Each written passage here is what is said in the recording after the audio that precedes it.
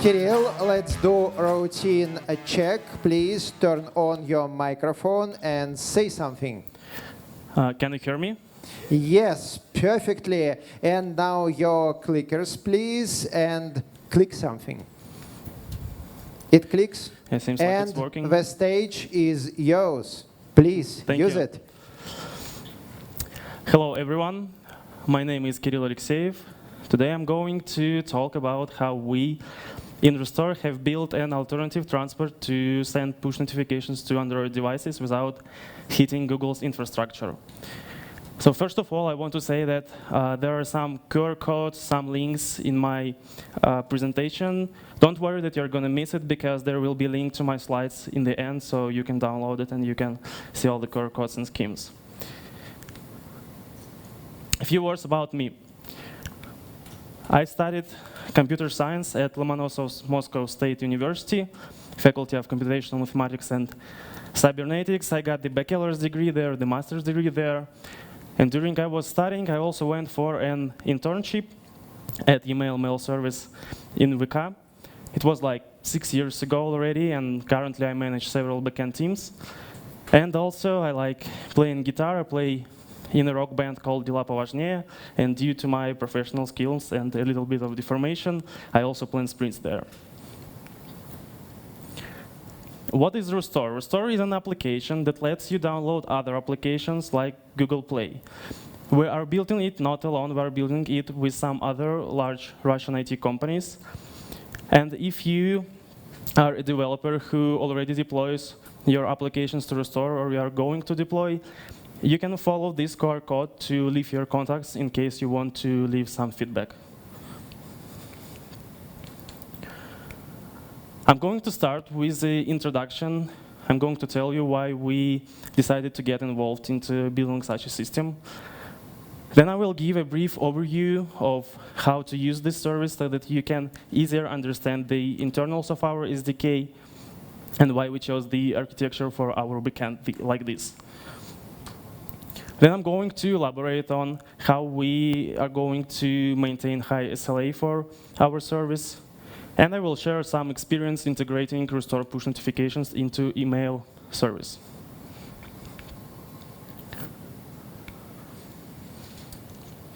So to send a push notification, you've got to use the vendor's APIs. Like Google has its own API, Apple has its own API. You send a request to, for example, Google's API, and Google will later deliver the push notification to the device. So the obvious consequence, if Google decides to ban our pushes, we no longer have pushes. And the email application without push notifications about new messages is kind of less useful. So we decided to build a system that would let us continue sending push notifications even if Google bans us. This system must provide the possibility to subscribe and unsubscribe from push notifications on a specific device for a specific application. There must be a possibility to send a push notification to a specific application on a specific device, and it should be delivered to the device instantly if the device is online. If the device is offline, then we should save it to some persistent disk storage with some TTL, and it should be delivered when the device comes back online. Service must be reliable, which means that if one data center fails, then we should not send too many error responses to our clients, and we must not create any duplicate pushes because it's annoying. Service must be secure, which means that there should be at least no naive approach to read someone else's pushes or to send a push notification to somebody else's application. And it would be good for everyone if it was easy to integrate our service into the current flow. There are several push services already present, like Google has its own, Apple has its own, Huawei has its own, but in general they all are quite alike. Every such service has a string of random characters. It is usually called push token, and it identifies a particular application on a particular device. Push notification itself is just an arbitrary JSON. It has some predefined fields that are processed by operating system and some arbitrary fields that are processed by the client. And it is important here that all these push services are kind of native features for the operating systems. So these services exploit mechanisms that are not available to any developer. And the challenge for us was to create a similar service that would provide similar health metrics like delivery rate or delivery latency without exploiting those functions that are not available to us. And we made the research. We found out that it is not even, I guess, available at all to maintain some determinate delivery latency on iOS, so we decided to focus on Android and to build the system for Android. To start off, you need to head to the web interface for a RuStore developer. You make a few clicks there, and you get your push notifications enabled. You get a push to project ID generated. You will later use this project ID to generate new push tokens and to send push notifications from your backend. We will also have multiple service tokens generated. You will use those to send push notifications from your backend. These are the authorization tokens, and these are sensitive. You can generate multiple project IDs for one application. It is quite handy when you want to isolate the dev instance and the prod instance so that you don't have to fetch the production service tokens into dev where it can be compromised. Our SDK mimics the interface for the Firebase SDK. It has all the same methods like the getToken method that generates a new push token and passes it to the application so that the application can pass it to its backend. On the contrary, the delete token is the method that invalidates the existing token so that your user can no longer receive push notifications with this token. It can be handy when you want to log out your user from the application. And you can redefine multiple callbacks. The first is on message received. It lets you process the push notification in your own way. Also, there is on uToken. It is called when a new push token is generated so that you can proxy it to your backend. And also there is on deleted messages, which is called when some push notifications are known to be lost, for example, because their time to life has expired. Here is an example of sending a push notification. Our API also mimics the Firebase API. There are two types of push notifications in Firebase, the so-called data type and the notification type. The notification type is the type that is shown automatically by the operating system when the push arrives. The data type, on the contrary, is not shown automatically. The client is responsible for deciding whether to show this push or not. There are some predefined fields that are processed by the operating system in case of Firebase and by our SDK in case of our push notifications. We support some of them. We support the icon field, the image field, the color field, and there are some other fields that we don't support yet, and we're going to add support later.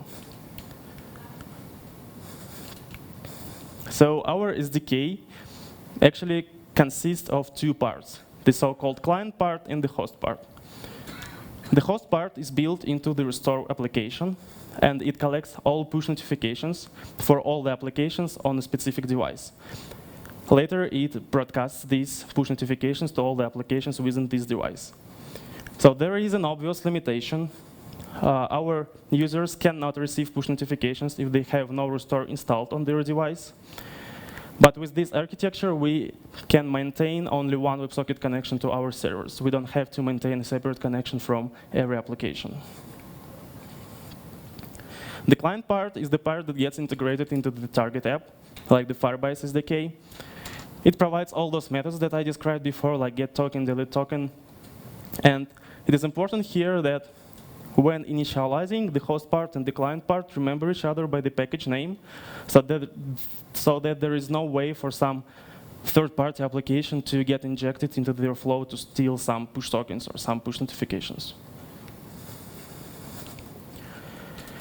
When the client part generates a new push token, it proxies it to the application, and also it sends the new push token to the host part.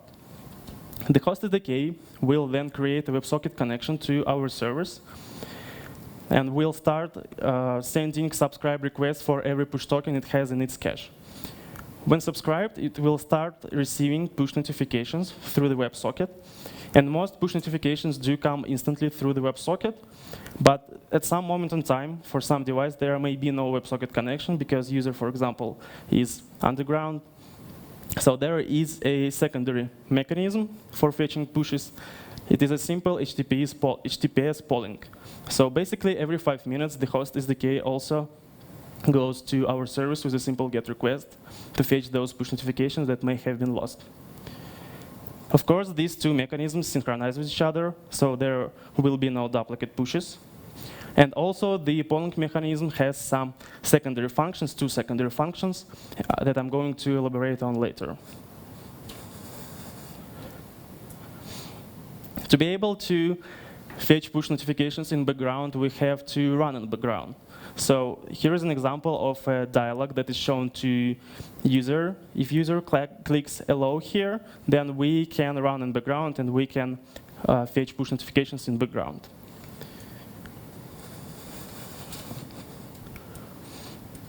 Our backend consists of 6 main parts.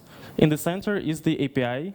It is an application that is developed in Golang programming language. We deploy it to Kubernetes. It communicates with the so-called token storage.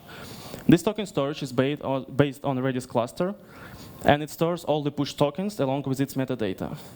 It also communicates with the push storage, which is based on Scylla. It is where we store all push notifications with the TTL on disk. It also communicates with the project metadata component, which is also based on Redis Cluster, and it stores all the registered projects along with its metadata, like service tokens. The API also communicates with the rate limiting component, which is also based on Redis Cluster, and with our PubSub service, which is our own software. So basically, a push token is just a simple hash map in Redis Cluster. It has an associated project ID, and it also has the scene, which is called after the TCP protocol, and it is a monotonically increasing push counter. So when a new request arrives, when the client wants to send a new push notifications, we go to the push token storage, we make an atomic increment, and we receive a new push identifier for this push token. There is also a scene stored field, which is basically also scene, but it is the lowest boundary of the push segment that we store in our push storage. So we wanted to implement a limit on how many push notifications we can store for a particular push token, and not to count all the push notifications on disk on each request. We decided to store basically the highest boundary and the lowest boundary in RAM. So to decide whether we need to delete some push notification, we simply find the difference, and we see whether it exceeds the limit. According to our statistics, we require like 400 megabytes for 1 million tokens. So for an application as big as email at VK for Android, we would require like 10 to 15 gigabytes of RAM. The push storage is based on Scylla. Here you can see a description of the table in Scylla. So every push has an associated token. It also has the scene, which is basically the push identifier, the payload, which is push itself, and the timestamp when the push was created. The primary key in terms of Scylla is a tuple of token and scene. So the partition key is the token, and scene is the clustering key, which means that for a specific push token, all push notifications are stored on disk in a compact way and are sorted in an increasing manner by scene. So with this data model, we can serve GET requests, which involve filtering by token and scene range efficiently. In Scylla, you can write to any node. Let's say, for example, you tried writing to one node in one data center. It timed out. You don't know whether it succeeded or not. You retry to another node. And let's say that the first request succeeded and the second also. You will have a conflict here, and Scylla resolves all conflicts automatically in a last write wins manner, which means that only the latest push is saved, latest request. It is not suitable for any general case, but for us it is really useful because we get rid of duplicate pushes automatically. Here is an example of a send request again. So you can see here the project identifier in the URL, the service token in the authorization header. It is shortened in order to fit the slide. Of course, it is much longer in reality. And you can see the push token in the payload here. So when such a request arrives to our API must make several validations. The first validation is to check whether the provided service token matches the provided project ID. The API communicates with the project storage and makes a validation there. Then, we need to make a second validation.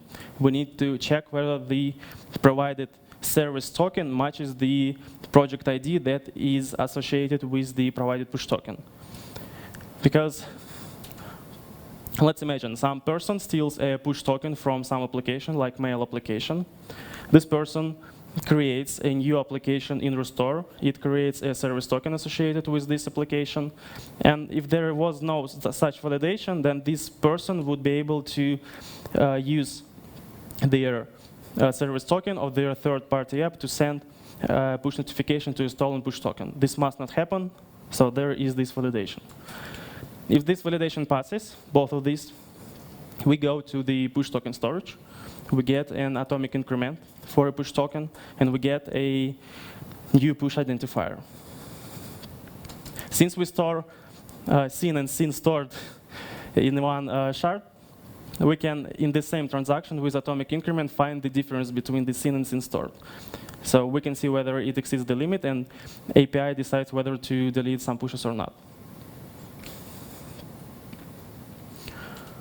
Then API takes the provided TTL, the newly generated scene, and goes to push storage to save a push. And also it asynchronously goes to our PubSub service so that the push can be delivered instantly through the WebSocket if the device is online. Here is an example of a GET request. This API is accessible from internet, but you are not going to use it directly. It is encapsulated with our SDK. However, I find it interesting to take a look at how it works. So here you can see the project ID again in the request, the push token, and also the min-syn parameter. So this request basically tells you, give me the push notifications for the provided push token with all the scenes greater than the provided min-syn. When such a request arrives, API communicates with this token storage. It fetches the current scene for this push token. It then compares min, syn, and syn. If those are equal, it means that there are no new push notifications in our system. If min syn is less than syn, then there are new push notifications in our system.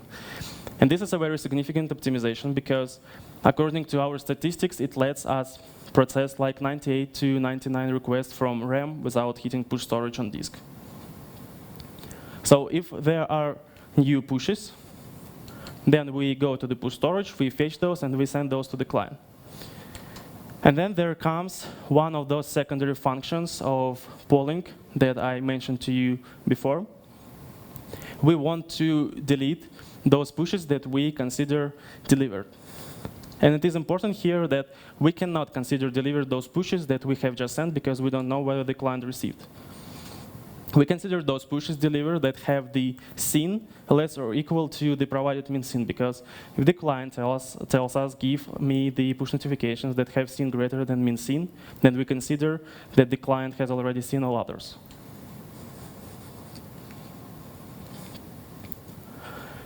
We had to approach a problem of stale push tokens. There are multiple reasons why tokens may become stale. For example, app has been removed, or phone got lost, or phone got sold, or any other reason we cannot predict. So we decided to create all push tokens with a predefined TTL. So if the TTL expires and the push token is not needed, it is deleted by Redis automatically. Of course, if the push token is needed, we are not going to delete it. We automatically update the lifetime of the token on GET request. This is the second of those secondary functions I mentioned to you before. So the polling happens like every 5 minutes. We do not update the lifetime of token every 5 minutes because it is excessive, because the TTL by default is like 1 month. We do it more seldom to reduce load on our master node.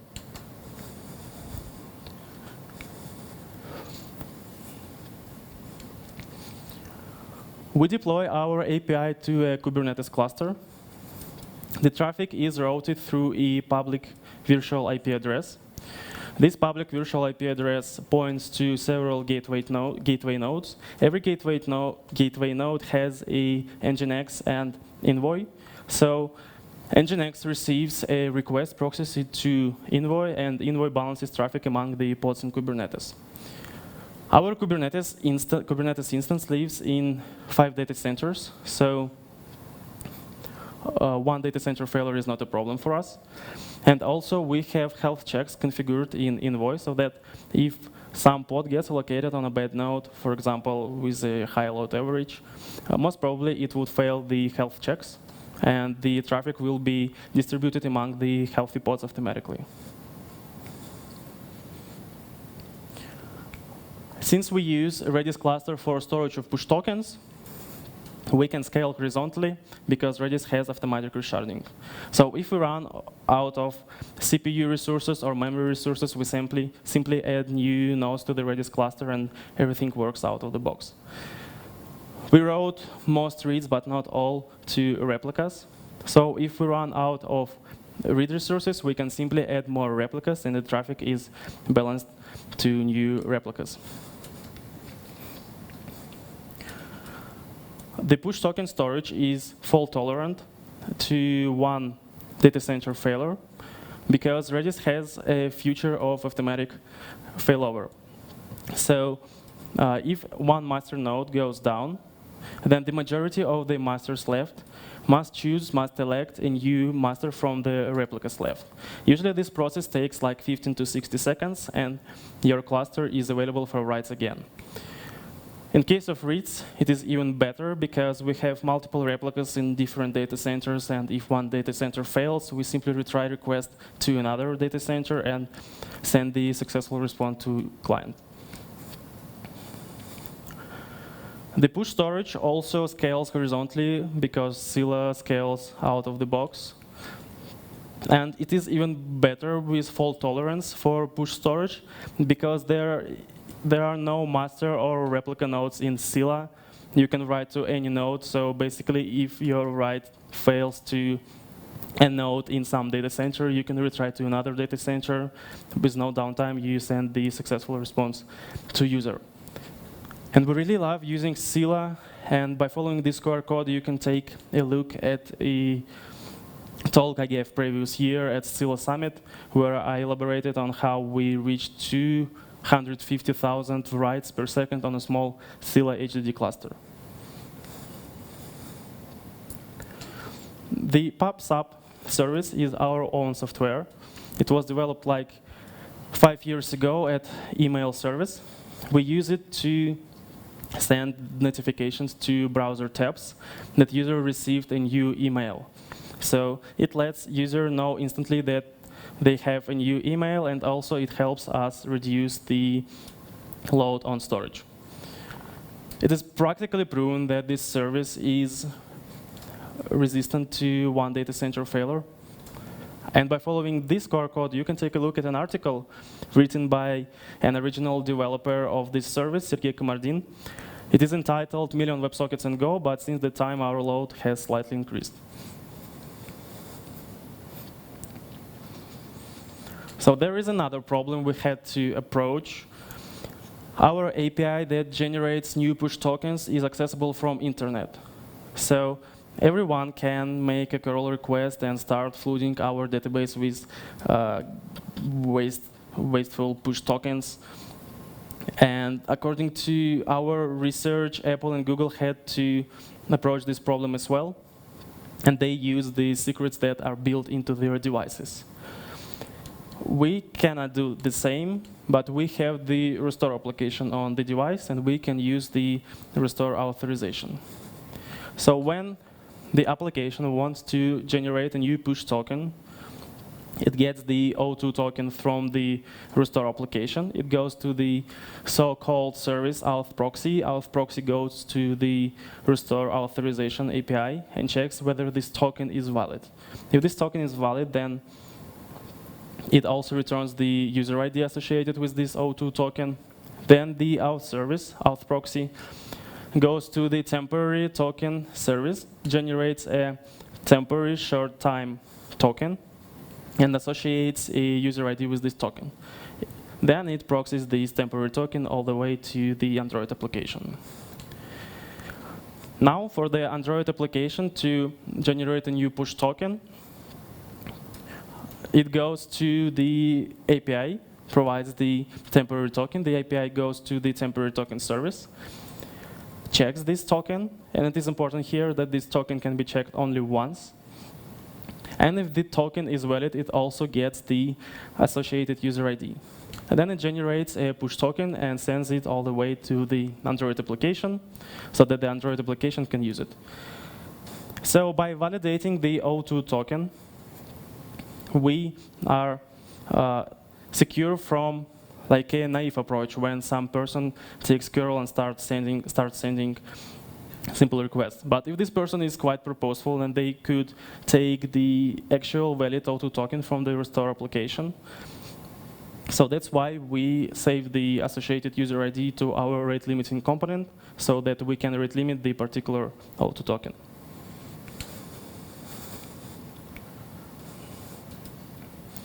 The email service was the first large customer for the RuStore push notifications. And we wanted to see how good we perform.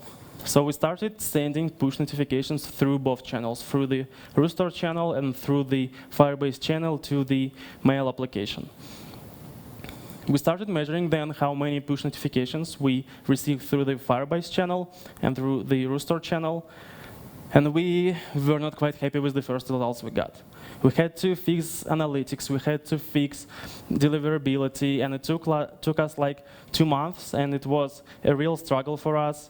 I come from backend, and we had some bugs on client, on mobile applications in SDK, and that's the way I learned that it's quite hard to debug clients. The next step is to start showing the push notifications that come earlier, whether it is a push notification from the Firebase or RuStore. We're also going to measure delivery latency, and the experience advises that we're going to have some latency issues that we should plan some time to fix.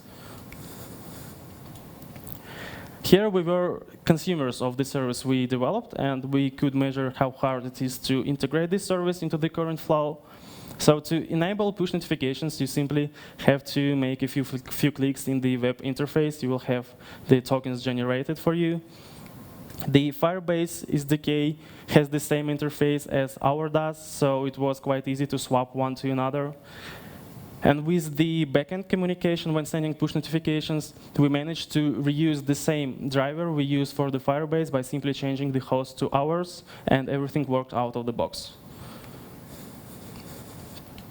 By making this integration, we are protected in case Google blocks our push notifications. We can carry on sending push notifications about new emails to our users. Also, no one tells you that you have to use only one channel. You can use both channels simultaneously, and you can increase the total delivery rate of your push notifications by exploiting 2 channels. And also, we carried out load testing of the service we just developed in real conditions. Our service is still in beta, but I can share some midterm results we got. So on the left, you will see results for us, VK push notification system, and on the right, you can see the results for Google. So in terms of successfully served requests by our send API, we are already 1 order of magnitude are better than the Google's API. In terms of the API response time, we are 3 to 4 times better than the Google's, at least when accessing from our data centers in Moscow. And this is the main struggle we had. So we took like 2 months to fix it. We started with 30% delivery rate, then we had like 60, and just last week we released a major fix to our SDK that led us to these numbers. So when compared to Google, we deliver 1% more push notifications. We had to launch in a limited time, so we had to start with narrow functionality. So we're going to get closer in functionality to Google. We're going to support broadcasting by topics. We're going to support more predefined fields in the push body, and we are going to start showing deliverability metrics in the web interface. So we understand that receiving push notifications only through our application is a serious limitation, so we are going to support receiving push notifications from every major VK application, still maintaining only one WebSocket connection. And we are going to maintain health metrics that I showed you before, not worse than Google's, and we still need to measure delivery latency, and probably we'll have to work on it. So this is all for today. By following this QR code, you can rate my talk, and I'm ready to answer any of your questions. Thank you, and our applause. So you will have one very challenging task, because we have a prize for the best question. You will need to remember which question is the best. Will you handle it? Okay. Perfect. And now, starting our questions. That's actually what we have come here for. Okay, I'll ask 2 questions, but they are very similar to each other. So it was said that infrastructure was spread through 5 data centers, and so the redundancy. Okay, application will be still working in case if one data center will fail. So wanted to ask, what is the component which doesn't allow a higher level of redundancy? And the second question, what was the motivation to spread applications through 5 data centers, while 4 of them should be running to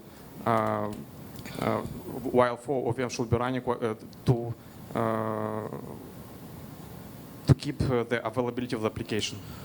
Okay, I think I got your question. So we're a large company, and we have a platform where all applications are deployed, and we have multiple data centers, so we just deploy our platform to every data center. There is no point in limiting it only to 3 data centers. So it is not, I'm speaking not only about my application. We deploy our applications to 5 data centers when speaking of Kubernetes cluster.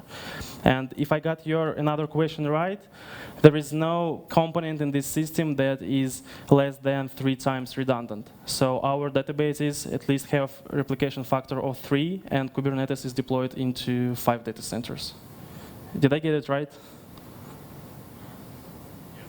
Okay. You can continue the discussion in our discussion zones. Right now, we are focusing on the questions and topics that can start the discussion here. So, can I see any hands here? Yes, I can, actually. I do. Please, you're welcome. Hello, thank you for your talk. As I see, if the user deleted RuStore from his device, he won't receive notifications. Do you have any fallback scheme for apps owners to send notifications without replacing SDK, probably via Google for them or probably via YOL on polling mechanism directly from the application of, for example, Messenger or something like that. Okay, thank you for the question. So yeah, this is a serious limitation that RuStore is critical to receiving push notifications. So we are going to add support to all VK applications like email, like Vkontakte, social network, like cloud mail and all that stuff. So it's going to have a large, large auditory. When speaking about other applications, I don't think we're going to export the host part to other applications because then we can't control how many WebSocket connections are maintained to our service, and it probably will be not good for the service like brand. Everyone would say that RuStore push notifications maintain 100 connections from a single device. It is a bad service. We cannot control it. So we would stick to using only our applications, probably some other vendors that we can partner with. Okay, next question, please. Hello, thank you for the talk. I did not understand if the user closes your application. For example, it's installed, but it closes application, so the WebSocket connection also closes, so he can't receive pushes. That's right? No, that's not right, because we can run in background if user allows us. So when user launches RuStore, they see a dialog explaining to them that to receive push notifications from RuStore, you have to allow running in background, and they would see a dialog, they click allow, and we can run in background, we can maintain socket in background. Okay, clear, thank you. I can extend this question furthermore. Applications that are run in the background, they are running as long as the mobile phone is turned on. But if you turn the phone off, it goes to a sleep mode with only a cell coprocessor available, and all network connections are severed. So what is the, how to name it in English, what is the behavior of your system is in such a situation where phone is turned off and inside my pocket? Yeah, thank you for this question.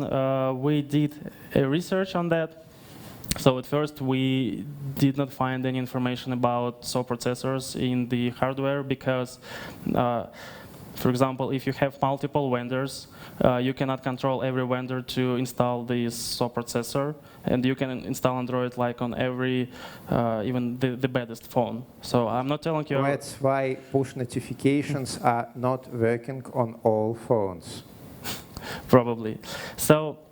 Anyway, we tried comparing our service to the Firebase. So we took multiple vendors. We took like Xiaomi, we took Samsung, we took some other vendors.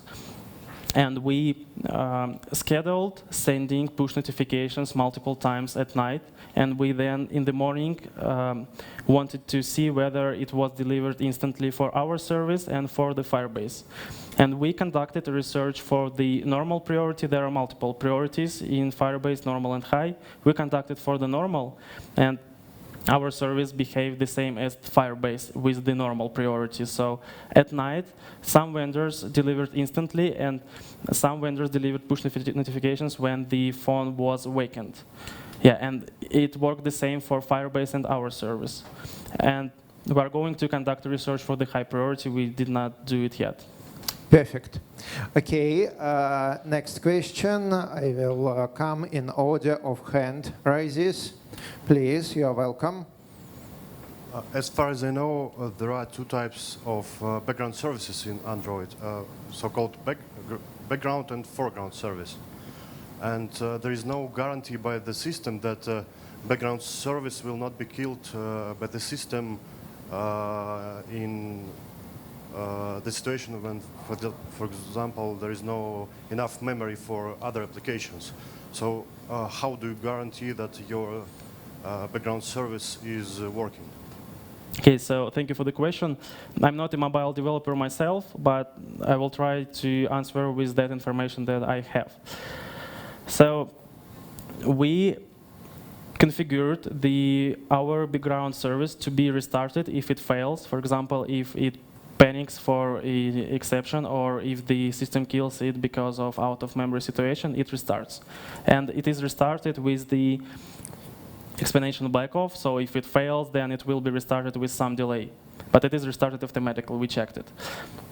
And speaking of out-of-memory situation, well, I don't think we can do anything here, only restart the background service. And I think if the out-of-memory situation happens, then Firebase service can be killed also. I guess it will be prioritized to be killed the last, but we cannot affect it. So we can restart our application, our background service. Thank you for the talk. I wanted to ask, do you have any comparison in terms of the battery usage for the background service that you are using compared to the native one in the Android itself? Sorry, can you repeat the question, please?